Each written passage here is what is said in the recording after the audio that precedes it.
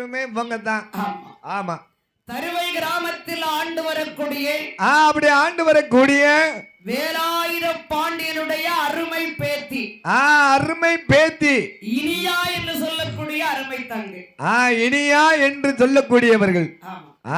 தருவை கிராமத்தில் ஆண்டு வரக்கூடிய அப்படி ஆண்டு வரக்கூடிய வேலாயுத பாண்டியனுடைய அருமை பேத்தியுமாகிய அருமை பேத்தி ஆகிய இனியா என்று சொல்லக்கூடிய அருமை பாலகி.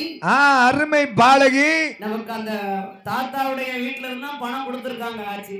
அந்த தாத்தா பேரையும் சொல்லணும், பேத்தி பேரையும் சொல்லணும்.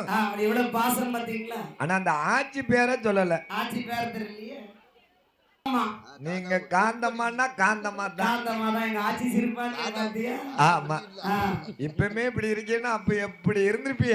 எவ்வளவு ஆசை பாசமா பாத்தீங்களா? நடக்க கூட முடியாம வந்து ஆமா நம்ம பரிசளிக்க வேண்டும் என்று ரொம்ப அன்பாக பண்பாக பாசத்தோடு அன்னைக்கு வாக்கியாங்கரையில இல்ல குல தெய்வம் நீங்க உங்ககிட்ட தான் இருக்காரு.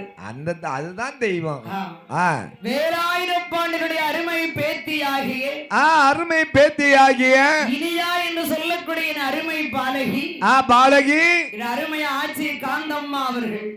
காந்தம்மா அவர்கள் ரூபாய் 100 ரூபாய் 1 லட்சமாக பரிசாக அளித்திருக்கிறார்கள். பரிசாக நம்மளுக்கு அன்பளித்தார்கள். இனியா என்று சொல்லக்கூடிய அருமை பாலகி.